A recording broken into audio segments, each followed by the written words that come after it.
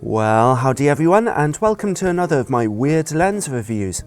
I've been sharking around on eBay for a long time, looking for a good deal on a curiosity you see before you. The Samyang 800mm f8 mirror lens. Samyang sell these lenses under their own name, but also under other names such as Vivitar, Rokinon, Wolimex, Boa, and Pro-optic. This one is branded Optica. They're all the same lens though, whichever you buy. It uses a T2 universal lens mount, so you'll need a T2 to Canon EF adapter, or Sony or Nikon, whatever you use. Mirror lenses have been out of fashion for a while now, and Samyang seem to be the only people making them at the moment. They are strange things, but people are attracted to them for many reasons. They can give you huge focal lengths such as 500 or 800mm like a telescope, yet they're relatively small and light and very inexpensive.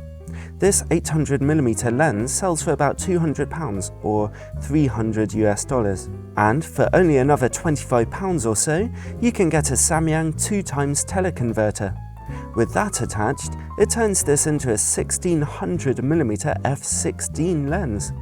And if you're using the lens on an APS-C camera, like my trusty Canon 60D with its smaller sensor, then go ahead and multiply that again by 1.6 to make an equivalent focal length of 2560mm. That's totally crazy. Let's take a moment to look at that in reality. Here's a wide angle of 24mm on a full frame camera, zooming all the way into 105mm. That's a pretty standard general purpose zoom range. Can you see the traffic lights in the distance? Well, now let's attach the Samyang 800mm lens. Whoa, this thing really is like a telescope. But there's more. Here's the image with the 2x teleconverter attached. Jeepers. So that's what 1600mm looks like. It's pretty ridiculous really. At this focal length, even with a tripod, the wind causes a lot of shaking. Here's the footage back at 24mm. A conventional telephoto lens of this focal length would be absolutely enormous and cost a fortune, but mirror lenses manage to be relatively small and cheap.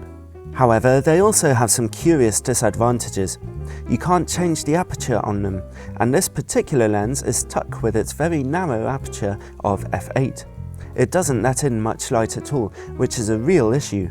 You'll need really fast shutter speeds to take handheld photos with this lens, and f8 is a dark aperture, so you'll probably want to use a tripod or very high ISO levels on your camera.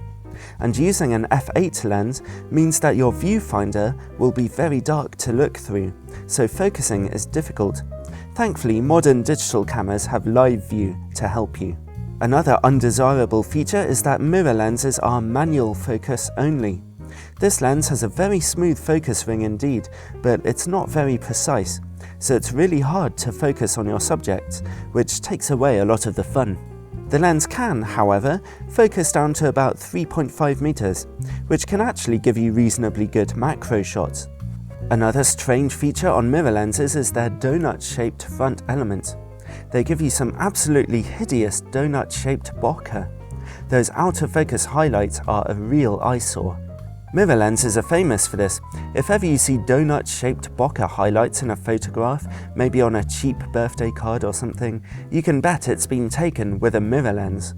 These lenses don't have image stabilization, and combined with the dark aperture of f8 and the crazy telephoto focal lengths, and of course the fiddly manual focus, this generates a witch's brew of major issues for handheld photography.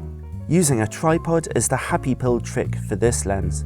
I'll spare you my usual sharpness tests because it's such a simple lens, and just tell you that image quality is soft, with very poor contrast levels, as you probably already noticed in these pictures. It gets worse at close-up focal lengths and if you use the teleconverter. Perhaps some people will buy this lens for the fun of it. It's so cheap and it really is amazing for telephoto work. But it's a lens that takes quite some skill and patience to use, and the image quality is pretty weak.